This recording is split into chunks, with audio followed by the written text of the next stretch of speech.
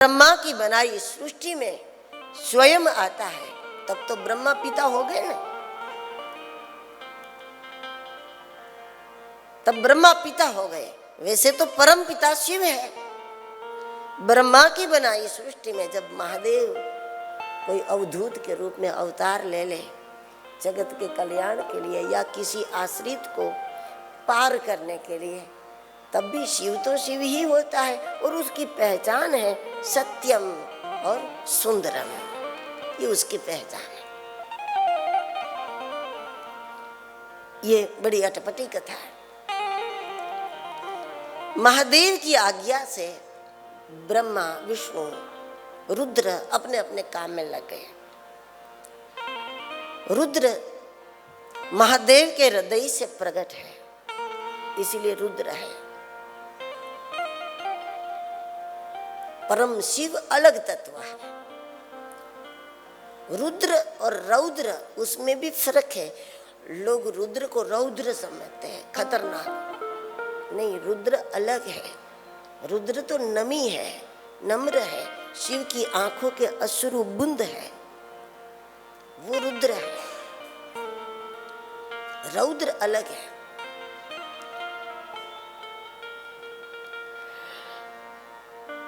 तो अवतारी शिव की यहां बात है। जब ब्रह्मा विष्णु दोनों अपने काम में लग गए, सृष्टि का सुंदर अद्भुत निर्माण हुआ। प्रवृत्ति मार्ग ही थोड़ा कठिन है। प्रवृत्ति में रहकर भी हम अपनी स्थिति को बनाए रखें, ये मुश्किल है।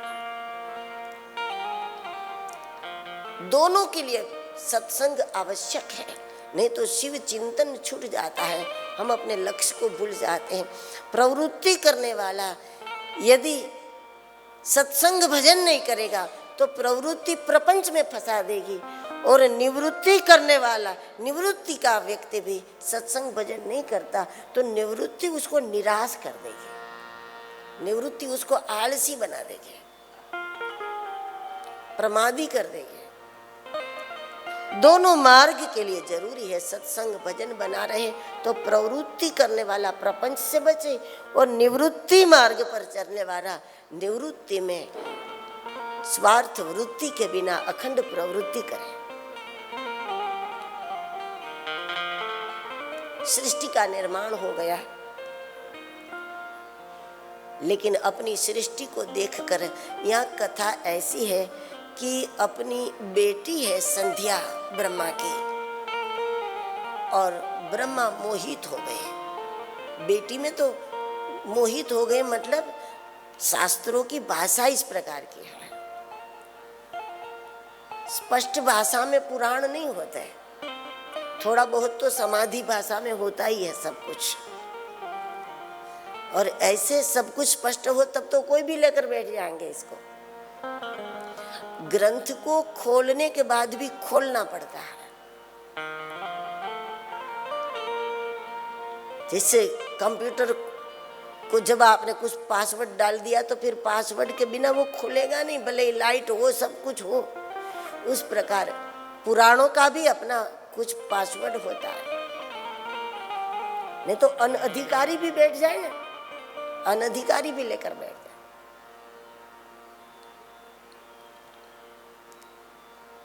ब्रह्मा जी मोहित हो गए संध्या में, यानी कि ब्रह्मा मोहित हो गए अपनी बनाई सृष्टि में। संतान माता पिता की अपनी कृति है, माता पिता की अपनी रचना है, अपनी कृति है वो। तो ब्रह्मा की कृति क्या है? ब्रह्मा की कृति है ये सृष्टि। पृथ्वी आकाश तेज जल वायु सूर्य चंद्र ये सब बनाया, और इसकी खुशी में इसकी सफलता में ब्रह्मा भूल गए कि इसके पीछे तो भगवान शिव की कृपा है, शिव की शक्ति है। कभी कभी बहुत सफलता मिल जाए और फिर दुनिया भी बहुत प्रशंसा करने लगे, उसमें व्यक्ति भूल जाता है कि ये सफलता मेरी नहीं, किसी के आशीर्वाद का आशीर्वाद का नतीजा है।